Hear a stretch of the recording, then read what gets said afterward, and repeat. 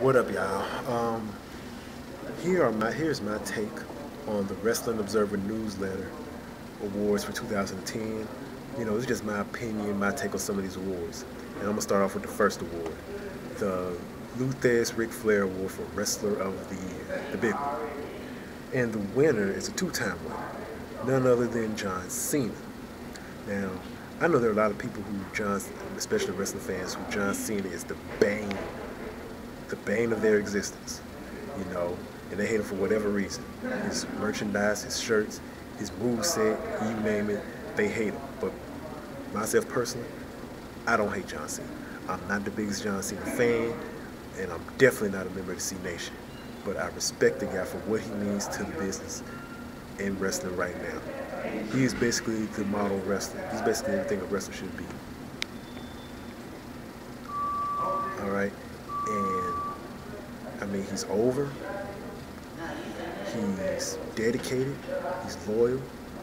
He's clean.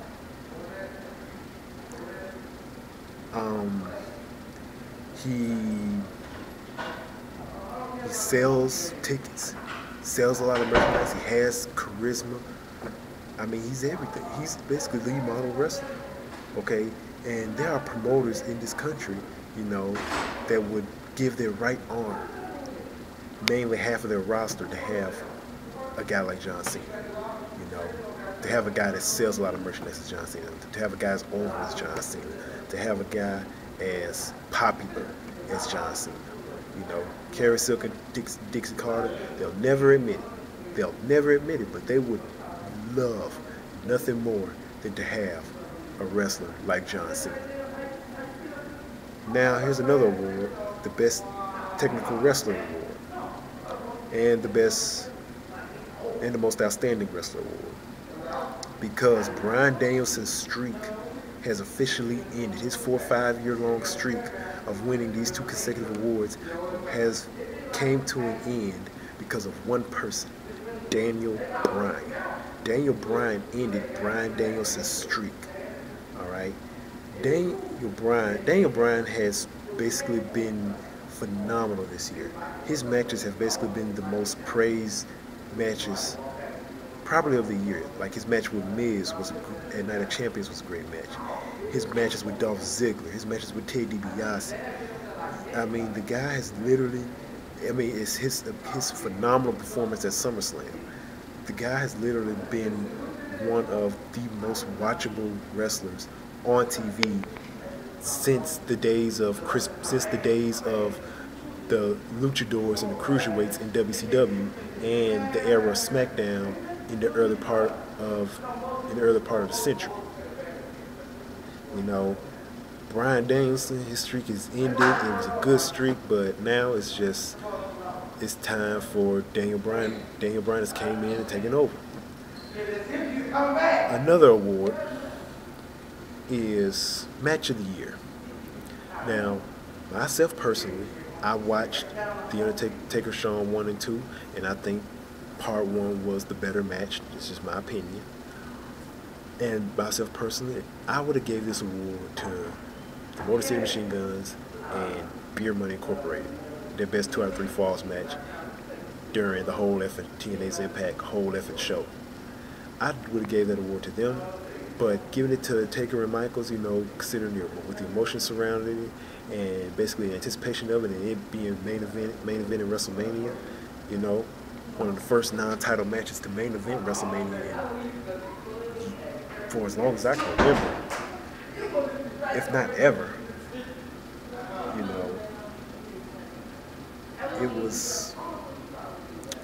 It was a pretty good match, and a lot of people liked it, a lot of people enjoyed it.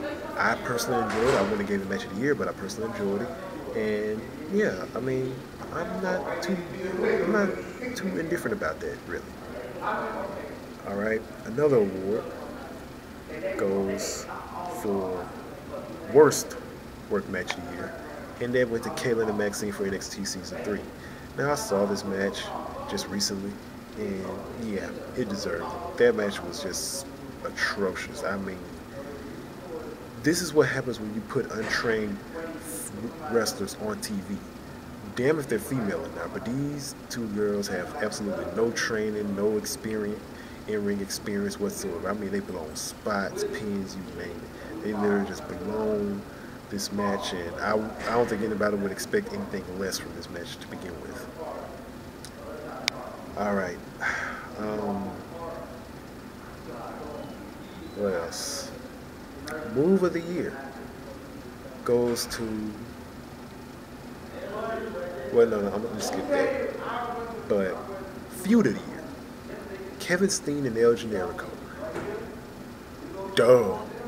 I don't think even the people who hate TN, who hate Ring of Honor. There are people that hate Ring of Honor who gave this match feud of the year. I mean, the feud went on for 9 months, practically the whole year, and it came to a head in December, just last month. So the fact that with all the mind games and hands down, this deserved feud of the year, no question. I don't think anything else comes close. This deserved feud of the year. And Ring of Honor Wrestling, even though sadly the show won't be on air come April, won Best Weekly TV Show. And I can agree with that as well, even though I never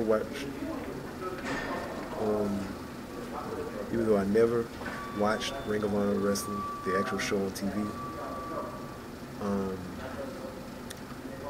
because I don't have HD Net, but a lot of people don't have HD Net. Let's just be honest. Anytime a wrestling program goes off the air, it's a sad occurrence. I don't like seeing the wrestling program go off the air. I wouldn't even like to see Impact go off the air.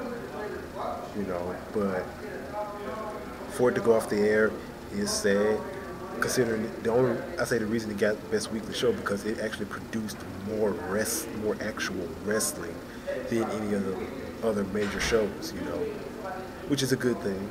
It's a great thing if you ask me. So yeah, Ring of Honor Wrestling wins Best Weekly TV Program. Worst weekly TV program was TNA Impact, and I don't think that's a no-brainer there. Even though personally I wouldn't have gave it to TNA, I would have gave it to NXT Season 3, which was bad all around in my opinion. But for TNA to get it, I think it's pretty appropriate simply because TNA do so many obvious things that piss off the wrestling community, not just on the internet but everywhere else, because they have so many obvious strengths that they don't even know about, and they don't utilize those strengths.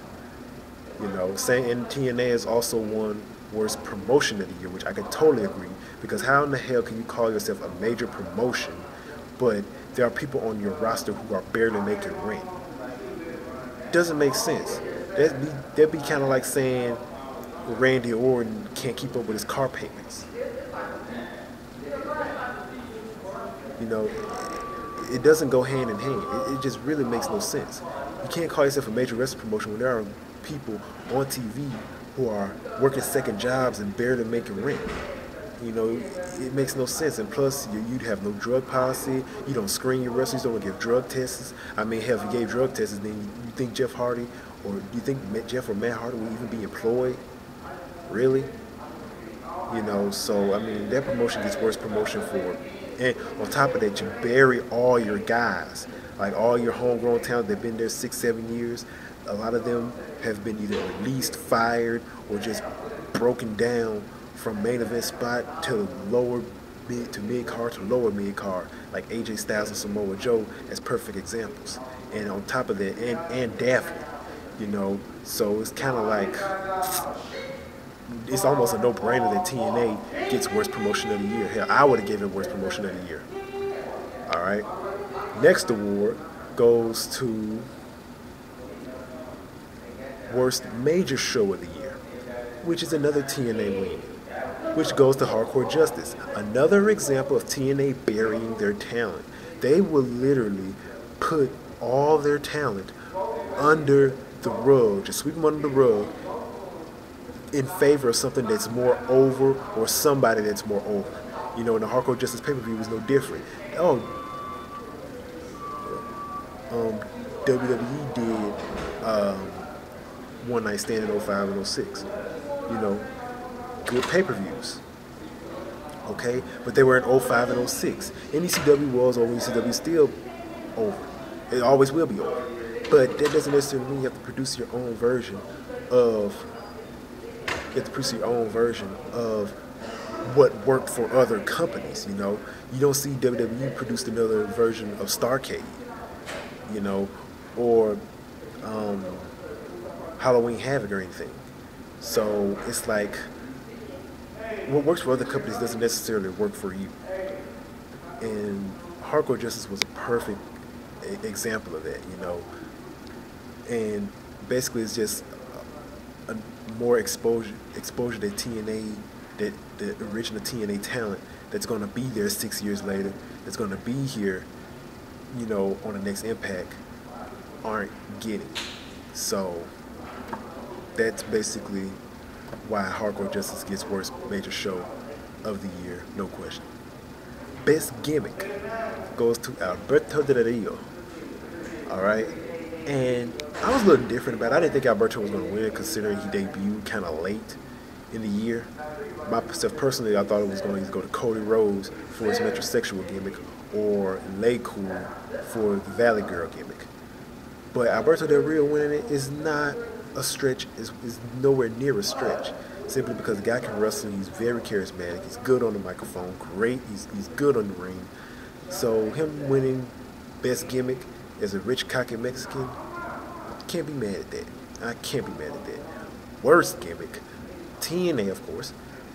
Worst gimmick goes to Orlando Jordan for his over-the-top bisexual gimmick. Now, if myself personally, I wouldn't have given it to Orlando Jordan, considering the fact that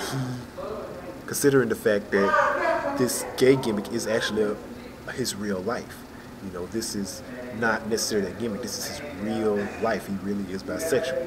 So for that, I would have gave him a pass. I would have gave worst gimmick to Jeff Jarrett for being an MMA enthusiast, or trying to think that he's in the MMA. Because let's be honest, Jeff Jarrett is not MMA. Jeff Jarrett is old school Memphis wrestling. Period. Old school Memphis wrestling, MMA. Two completely different things. And Jeff Jarrett doesn't have an MMA bone in his body. All right, Samoa Joe, Kurt Angle, they could get in the ring with Brock Lesnar in the MMA, octagon with Brock Lesnar, and they can last at least 2 minutes. Jeff Jarrett wouldn't last 15 seconds against anybody in the MMA. Anybody.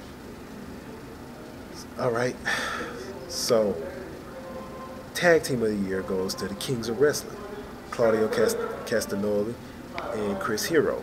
Now, myself personally, I don't watch Ring of Honor, but I respect Ring of Honor. And I haven't seen much of the Kings of Wrestling's work, but but last year, the year before, the American Wolves won Tag Team of the Year, which basically is pretty appropriate. Myself personally, I would have gave it to the Motor City Machine Guns, but what can you do? But at least hey, if Santino and Kozlov would have won it, then I would have been pissed. But they won Match of the Year, so I'm cool with that.